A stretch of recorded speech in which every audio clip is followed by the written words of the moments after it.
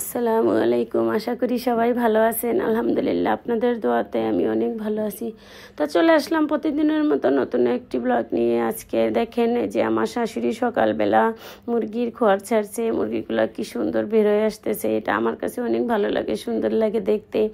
এই যে মা বাচ্চা মিলে একদম চাল খাচ্ছে, খোয়ার থেকে বেরোয় তারপর খাঁচার নিচে বাঁধে, এগুলো অনেক দেখতে সুন্দর লাগে। শহরে যারা থাকে তাদের কাছে হাঁস মুরগি ঘুরে বেড়ায়, খোয়ার থেকে বের হয়, খাঁচার নিচে বাঁধা থাকে, এগুলো দেখতে অনেক সুন্দর লাগে, তাই না?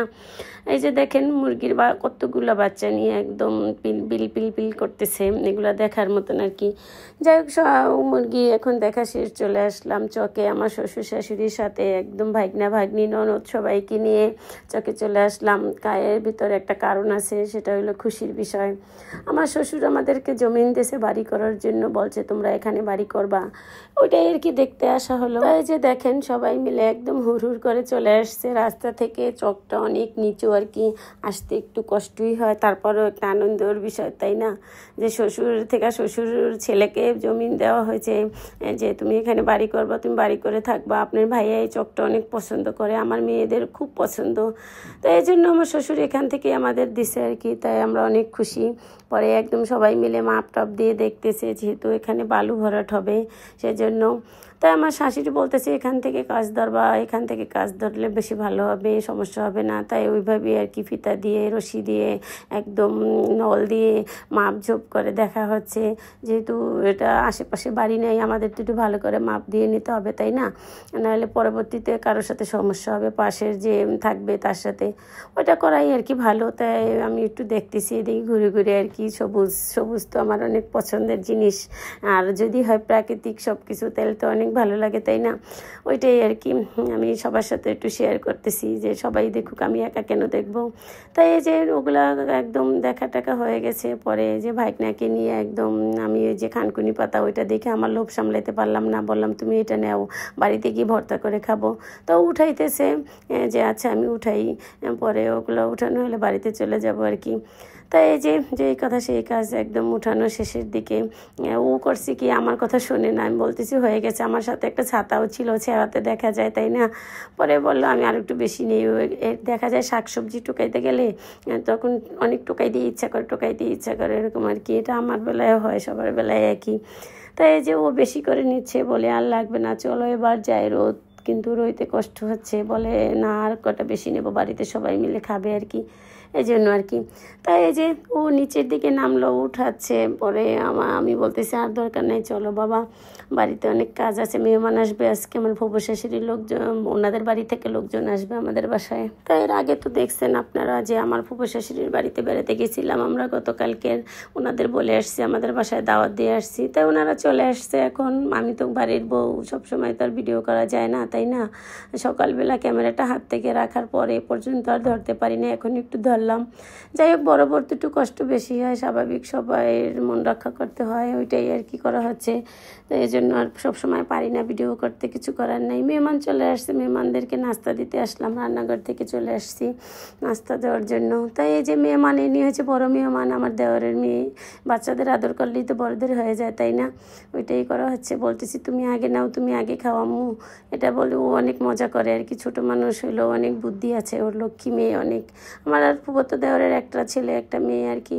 তাই ওরা অনেক ভালো মানুষ, আমার ফুফু শাশুড়ি অনেক ভালো মানুষ। বলছিলাম তো আপনাদের সাথে, উনি রাগ করছে, এই জন্য ওনার রাগ ভাঙাতে যাই। তাই রাগ ভাঙাই ওনাদের দাওয়াত দিয়ে আসছি। ওনারা আমাদের কথা ফালায় নাই, রাখছে। আমার হাজব্যান্ড পরিবারের সবার বড় ছেলে, সবাই অনেক ভালোবাসে, আমাদের কথা মানে বোঝে সবাই। পরিবারের এরকম হইলে ভালোই লাগে, তাই না? তো ওনারা আমার নতুন বউ নিয়ে আসছে, আমার দেওরের বউ এর আগে আসে নাই, এবার ফার্স্ট আসছে। তাই যে মিষ্টি মিষ্টি অনেক কিছু, ফল টল, তরমুজ, তারপরে বিস্কিট, চানাচুর, মেলা কিছু যা নিয়ে আসে আর কি মেহমান আসলে, ওগুলো ওনাদের আপ্যায়ন করা হয়েছে।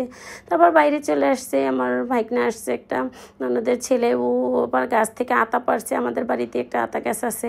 তাই বলতেছে মামি অনেক পাকা, দেখো তুমি খাও। আমি বলতেছি তুমি খাও, তুমি আসতো, আমরা অনেক খাইছি। তাই এই পাশেই বসে আমার মেয়ে আবার আম্মা খাচ্ছে, আম খাবে মেহমানদের নিয়ে, একদম গাঢ় কালার মরিচের গুঁড়ো দিয়ে। দেখেন কি বাচ্চারা ঝাল খাইতে ভয় পায় না। এদিকে টমেটো মাখা হবে, এগুলো আমার শ্বশুরের ক্ষেতের টমেটোই আর কি। আমার গলাটা একটু বসে গেছে, মনে কিছু করবেন না কেউ, জানেন তো গ্রামে আসলে গরম ঠান্ডা লাগলে ভয়েস একদম চেঞ্জ হয়ে যায়। তা আমার দেওরের মেয়ে যে দেখেন এদিকে অনেক মজা করতেছে, এটা অনেক পাকা। তাই ঘরের সবাইকে খাওয়া দাওয়া করাই একদম সব কিছু কমপ্লিট করে আমার নতুন বউদের জন্য বাজারে যাচ্ছি পোশাক কেনার জন্য। এই যে দেখেন বাজারের উদ্দেশ্যে রওনা দিচ্ছি, যে ভাগনা বউ নতুন আসছে, তারপর আমার দেওরের বউ নতুন, সবাইকেই তো দুজনকেই তো নতুন ড্রেস দিতে হবে, তাই না? আমিও তো একটা সময় তাদের বাড়ি গেছি, আমাকে নতুন পোশাক দেওয়া হচ্ছে। এটাই আর কি আমার শ্বশুরবাড়ি দেশের নিয়ম, যে নতুন কেউ আসলে তাকে নতুন পোশাক দেওয়া হয়।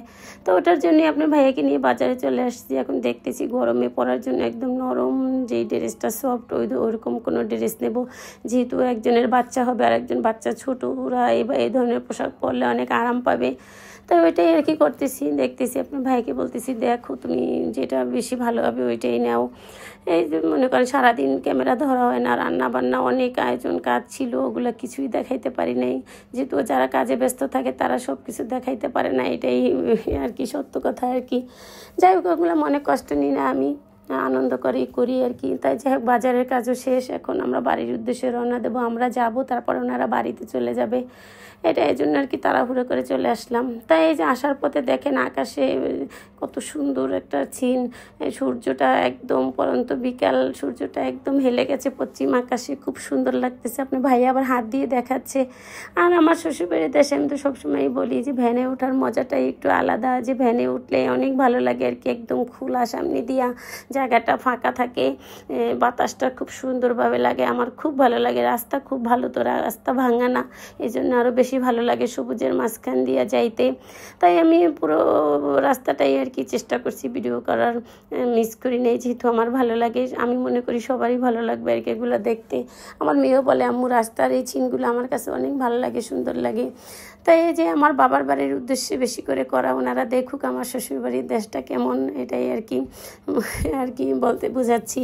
তাই এই যে দেখেন এসে দেখি একদম বাড়ির পাশে আমার মেয়ে, আমার ননদের মেয়ে, ওরা সবাই মিলে একদম চকে গেছিলো আমার শ্বশুরের ভুট্টা ক্ষেত থেকে কাঁচা কাঁচা ভুট্টাগুলো ছিঁড়ে নিয়ে আসছে, ওগুলো নাকি ওরা রাত্রে পুইরা তারপর খাবে, এই জন্য আর কি।